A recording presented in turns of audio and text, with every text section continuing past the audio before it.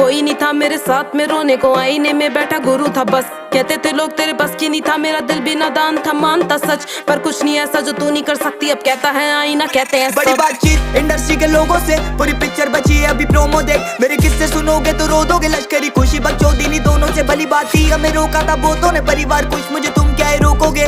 बिस्तर बना देंगे नोटों के अगर मेहनत को पैसों से तोलोगे। संगीत को सब किया समर्पित, लिखे दिल से गाने मेरे अमर गीत। बिगी पाक को सुन गया सफर बीत, मेरी बातें है रोनो मुकलर ग्रीट। मेरी माँ से पूछना मेरे बारे में, बाप से लड़ी वो बेटे को गाने दे साथ में खड़ी। मैं उसके सहारे से तो कैसे सोचा कि तूने हम मारेंगे। कितनी दफा मैं गिरा, कितनी दफा मैं उठा, कितनी दफा खुदा ने मुझको दुआ में सुना। कभी नहीं रुका झुका नहीं, कभी नहीं मुड़ा बुड़ा मैं, कभी नहीं किसी के बारे कभी नहीं बोला बुरा मैं। डैम मेरी आंखों पे पट्टी बांध, मुझे देखना नहीं है करूँ अब की बात। हम दोनों बनाने चले गए लेगेसी एक बीट पे खुशियों।